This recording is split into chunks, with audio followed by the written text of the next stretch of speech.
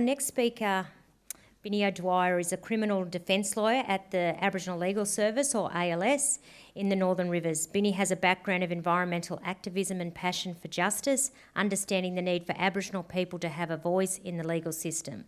She'll be talking about the complexities and gaps in the system which contribute to the Aboriginal Torres Strait Islander young people being overrepresented at every stage of the process. Big warm welcome to Binnie O'Dwyer.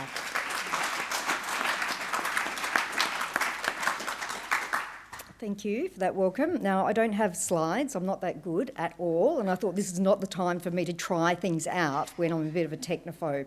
But thank you for that warm welcome. I'd also like to thank any of the First Nations people here today, and thank you for welcoming us onto your country. So I'm from Lismore. I'm a parent of 2 teenage kids. I came to law late. I started studying in about 1998 and I graduated in about 2014. I think I hold the record, you'll have to correct me if I'm wrong, for taking the longest time. Oh no, Chrissy Franks maybe beats me. I did take 16 years to do my degree.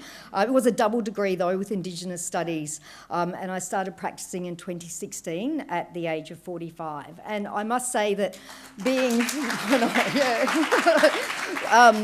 I think it's been very helpful being a mature-aged person stepping into that environment, which can be quite hostile, because I'm sort of a bit confident in myself, and I probably wouldn't have been as intimidated.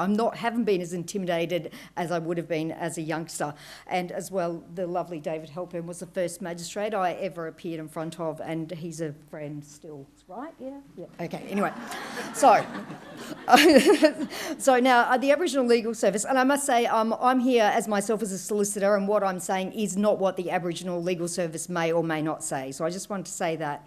Now our office is in Lismore. We service courts in Casino, Kyogle, Ballina, Tweed Heads and Lismore.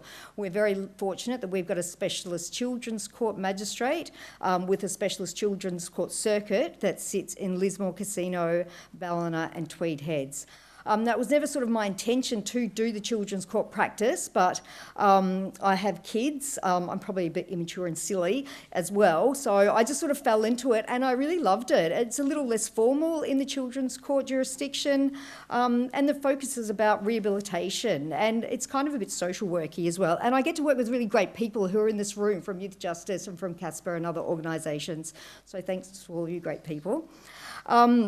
So in my job, I'm their lawyer. So when a young person commits an offence, the police have got a range of options that how they can deal with them. They can give them a caution on the spot if a young person would admit to a certain offence, or they can charge them, arrest them, and the police can give them bail and then give them a future court date where I would be at court, I would see the child and we would go through it, or they can be bail refused by the police, and then that's when I get the call to come down to court to try and get them out of custody. So it's a pretty brutal system, really, and I came in with probably some pretty big, lofty ideals about how it's going to change the world, and really now I'm probably going to cry in this, and I have cried in court before because it's cry-worthy, really, all of this stuff, but I guess one of my main goals now is to really just try and give them a soft landing as they churn through the system. Now, in the last year, we represented 103 distinct children. That's up from 85 from the last year. Now, in my practice, I do like to make a distinction between the children that are in the care of their parents or families and those that are in the care of the minister, particularly those who are in out-of-home care, the pipeline kids we call them, and ones who are in resi houses who commit offences in that home, whether it's damaged property or intimidates or assaults against workers, behaviours that wouldn't often lead to police intervention in a normal home setting, whatever that is. So care crime, we call it. So when I first started in 2016, am I talking too fast? No. Okay. He used to give me the hand in court. If I was talking too fast, he'd get the hand, and I'd go, all right, I'm talking too fast. So anyway, he can do the hand, but, okay. Anyway, so when I first started in 2016, that really did feel like it was the bulk of the work, was all these Casper kids would come in and they would just have files like so big. One girl, she was so gorgeous, and I had a whole suitcase just for her files alone. She'd be like, are they all mine? And I was like, yeah, they're all yours. And she thought it was great. I didn't. But anyway, she's come good, and that's good. So anyway, there has been quite a decline in the last last few years in that care crime. And I would like to think that the joint protocol between the police and out-of-home care providers to reduce that contact for the pipeline kids is actually having the desired effect. But what we have seen a spike in over the last couple of years, despite that overall trend of decreasing crime, is property offences. And mainly we're talking about break and enters, stealing of keys, taking of cars and going on police pursuits. So it's very high risk and high consequential crimes for everyone, the victims, the perpetrators and the community. And in our local area command, the police stats would reveal that carried in conveyance, so being driven around in a stolen car, break and enter, and breaching of bail are the most prevalent offences in our area. Now, carried in conveyance and the breaching of bail, they have actually increased in our area by a few hundred. So break and enters 421 last year, 712 this year, and unfortunately, over 90% of them are committed by Aboriginal young people. And so on a typical children's court day, it's me and a legal aid lawyer. And the legal aid lawyer would have 3 people and I'd have about 25, so it was getting a bit hard to manage when she'd be, I'd have to go in and I'm sort of still seeing a lot of people. But anyway, the vast majority of those crimes are committed by boys between the age of 15 and 17. So, I've got a young boy. And late last year, we did have a very heartbreaking situation happen, which is really what we were all concerned about. And that is a car crashed, a stolen car being driven by a young boy, and he died, unfortunately. So that was very difficult. And, you'd think that would have had a big impact on the community with young kids stopping, but unfortunately, it just didn't. But as we've been hearing the last few days, all of these young people, they come from a background of trauma, many with disabilities, cognitive impairments, and they're often undiagnosed until they reach the court system. Now, a recent report from the Bureau of Crime Statistics on the involvement of young people between 10 and 13 who are involved in the criminal justice system reported that 56% of them had been a victim of crime, 60% had been subjected to 10 or more risk of serious harm reports, and 66% of them had a parent in the criminal justice system. Now, that's all young people in that cohort, Indigenous and non-Indigenous. And Aboriginal young people make up 8% of that age bracket, but they're 41% of the children who are proceeded against by police. So what we're seeing is the most disadvantaged people in our community being further punished for circumstances that are not of their doing. So, and we've heard stats over the last couple of days, particularly by David and Judy just before, but Aboriginal children in New South Wales make up 4.5% of the youth population, but they're half the population in youth detention and 29 times more likely to be sent to juvie. So today, the number of Aboriginal kids in custody is 134 out of 233, and 161 of them are on remand. So there's been an increase in the last 5 years of those statistics. So in 2019 to 2020, there was 1,245 Aboriginal people who have been remanded in custody. Over the last year, it's gone up to 1,821. And it's at every point of the process that Aboriginal young people are overrepresented. So in the last 5 years, legal proceedings have gone up from 3,400 from 2019 to 2020 over the last year to over 5,000 criminal charges against Aboriginal young people. And then the figures from Youth Justice are reflected in the same way. So the number of Aboriginal or young people who identify as Aboriginal who went to a conference was 44%, who were under community supervision 52%, remanded in custody 55%, and sentenced to detention 67%. Now, I got some figures from Sue Higginson, who's a Greens MLC and a good friend of ours, and she does justice as one of her portfolios. It costs $2,700 a day to keep a young person locked up. So David said $1 million. He was overestimating. It's actually $985,500 per year to keep a child locked up. So as a deterrent, it's not particularly cost effective when you think about what that money could do for a young person who's significantly disadvantaged with a mental health, cognitive impairment, but is suffering some kind of trauma at least. We could have bought them all houses and had round-the-clock carers for them. So given this cost and ineffectiveness, things really need to change, as we've all been discussing these last couple of days. So it's pretty clear that not only is locking them up not achieving the desired results, when the amount of recidivism, which is a hard word to say, is about 63% of young people who've gone through the system reoffend within a 12-month period. So it's not delivering justice, and it really just has to stop. Now, I've got one client, we'll call him MK. He's 14. He's pretty little and cute, with a little twinkle in his eye. Although when I saw him on the screen last week, he's sort of on the turn, if you know what happens with boys. So it's like, oh, he's getting bigger. But anyway, he's had 50 charges at least, ranging from trespasses to break and enters, police pursuits, and stolen vehicles. And just a really funny story, I have to say, like his offending is just full on, you know, he breaks into houses constantly, he doesn't even know which houses. And the other day I had to explain to him that they'd found some DNA on a bottle of Jim Beam out the front of one of the houses that they said that he was meant to have broken into, and he's like, nah, miss, that could have been so-and-so's because, you know, if I'm going to be stealing a car and driving around, I'm not going to be drinking. I was just like, oh, go you know, some messages have sunk in there. Anyway, so, but then you just got this terrible police pursuit. It's just unbelievable. Anyway, so sometimes it's hard to sort of reconcile when I have these interactions with these kids.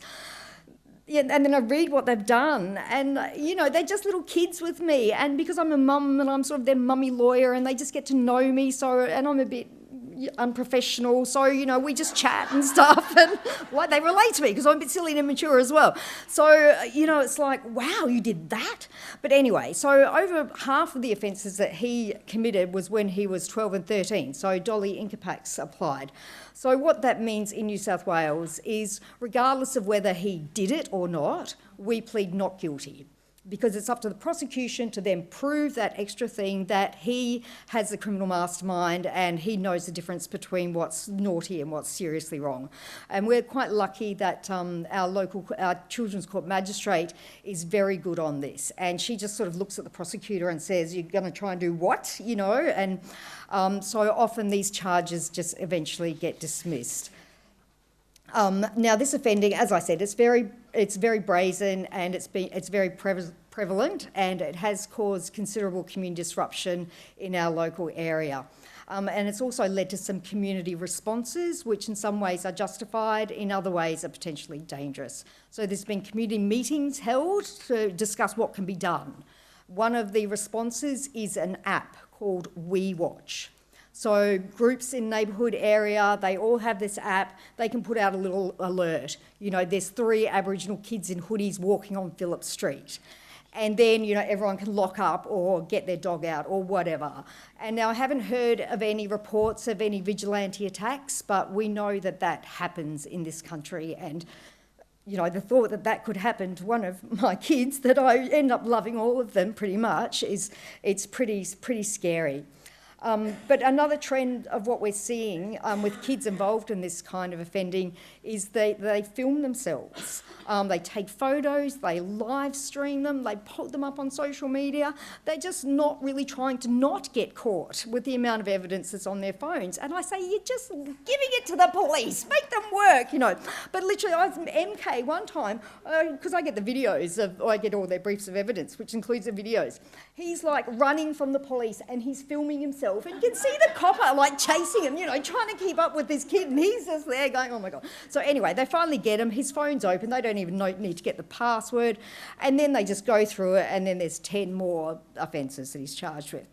So often what we do when there's, you know, and some of them have like 40 charges on the same sheet. So we plead not guilty, we, you know, get the briefs, we try and work out which ones we can plead to or not. But anyway, all this time they're on bail, and the wait time for hearings can be months. So while they're on bail, as we've talked about, they're very vulnerable to arrest because they breach their bail often. So, and the police do checks if they've got curfews, and even if they do have other options at their disposal, such as warnings or cautions, which don't lead to arrest. Back to that BOSCAR report, for the 10 and 13-year-olds, 99% of those breaches of bail are dealt with by going to court. So I had 2 kids, you know, maybe last year, they were both bailed to the same house, and they had non-association orders. So when the police came around to do their curfew check, there they both are in the same house. So off to the police station, down to Acmina, Court the next day, sorted out, another breach of bail charge on their criminal history. I remember I said that's one of the top 3 offences in my local area commander's breach of bail. And I just want to reflect for a moment on the amount of public resources that goes into administering this kind of justice. There would easily be 50 people involved for many hours. So there's court staff, there's police admin, they've got to type up all their charge sheets, there's me, there's youth justice, there's transport, there's food, and on and on and on it goes. And it's not making anything any better. But anyway, so back to MK. During the time he was on bail, he just kept offending, doing the same thing, and was in and out of juvie until I couldn't get him out anymore. The government, in response to what they paint as an epidemic of youth crime, which we've been hearing about, have introduced harsher bail laws just in the last few months. So when a young person's on bail for stealing cars and breaking into us primarily, if they do that again, a new test has been introduced where the magistrate now has to have a high degree of confidence that they won't commit a further serious offence while they're on bail. And then if we get through that, we've still got the usual unacceptable risk test, which all bail applications have. Now, adults aren't subjected to this, and it has had the desired effect, and it has made it much more difficult to get kids bail. I mean, a high degree of confidence. I don't have a high degree of confidence that my son has fed the chickens at home while I've been at this conference. You know, I mean, he's a teenager. He's thinking about himself. He's not thinking about what I need or what anything. So anyway, in the last 3 months, it's Section 22C of the Bail Act. 85% of the defendants who were caught by this were Aboriginal, 85% of them were bail refused, and 84% of them came from regional New South Wales. So along with these changes, they've also introduced what they call, or what they term, posting and boasting. So to try and curtail that influence that social media is having on young people to commit these crimes. And that's with the filming and live streaming. You know, there is this TikTok thing where they are, you know, it's a one-upmanship that I sort of have gleaned from talking to the kids about why they do this sort of stuff. But anyway, MK. He comes from a small remote community, a mission that's on the river. It's surrounded by forests, it's beautiful. It's his family's traditional homeland, and many people there still speak their language and engage in cultural activities. But it's also steeped in disadvantage, isolation, substance misuse and violence. And unfortunately, many of his relatives are also caught up in the criminal justice system. And I get to know whole families through my work, and it's just so tragic. So MK, he was labelled a problem child, as we've been hearing, and after many disruptions and suspensions, as well as moving backwards and forwards between family across the border and back when we tried to get him bail out of area, etc., he then just disengaged from education entirely. So the only diagnosis he had when I first met him was ADHD. But from my interactions with him and his total inability to comply with pretty much everything that's expected of him, I suspected that there had to be more. And later we got a diagnosis of FASD from Meg. And, you know, as we've been saying over the last couple of days, it's astounding the amount of kids that it takes for them to get to the criminal justice system before they get a diagnosis. And, you know, I see in Lismore we've got a lot of people with disabilities and a lot of people are employed in that sector. And a lot of them are white. And I just think of a lot of my adult clients as well who, they don't have NDIS packages. It's like, where is the support for Aboriginal people with disabilities? But anyway, once we get a diagnosis, at least we can kickstart that process for people. As I said, I'm a lawyer, but I'm also a bit of a social worker as well. So anyway, with the MK's first lot of charges, we did go down a mental health pathway, and which is a diversionary component of the criminal justice system. So they get discharged under a treatment plan rather than being dealt with at law. He'd spent some time on remand before we were able to get that outcome, and then he was released, and within weeks he's just out doing the same thing, and he's been locked up and released and sentenced and locked up again for the last year really. He's currently in custody now. So all of this time he's been on his treatment plan, he's been on good behaviour bonds, he's been on everything, and eventually there's just no other option available to the magistrate other than a period of control. And again, hundreds of thousands of taxpayers' dollars, and it's not stopping him. So when I do sort of broach the question, what the heck is going on? Why do you keep doing this? You know, it's just like, don't know, bored. The boys came around. So clearly the risk of being locked up is not a deterrent. Consequential thinking is not his strong suit. And I'm sure he doesn't like being locked up, but he just lacks the capacity to make choices so that it doesn't happen. And there's also this level of resignation when I tell him that he's not going home. And coupled with that, as we've been here, it's the over-policing as well, and that hysteria that just works in to the point where Aboriginal people have been locked up again. Sanitisation, was that what you called it? Yep. So when the sticks don't work, what's left? If youth justice can't engage with him to address his criminogenic factors, what can be done? If he's illiterate because of the disengagement from school, what hope is there of employment? If there's no support for drug misuse, and the only way to get into a residential rehabilitation centre if you're a young person in New South Wales is to be so far down the criminal justice pathway you have to be supervised by youth justice. That's pretty lacking. And if a lot of his peers and his relatives are doing crime, what other options are there within his grasp other than just going along with it? So again, hundreds of thousands of dollars spent on him, and the statistics would suggest that his chances of going to adult prison are very real. And I see that just because I've been in this area for so long.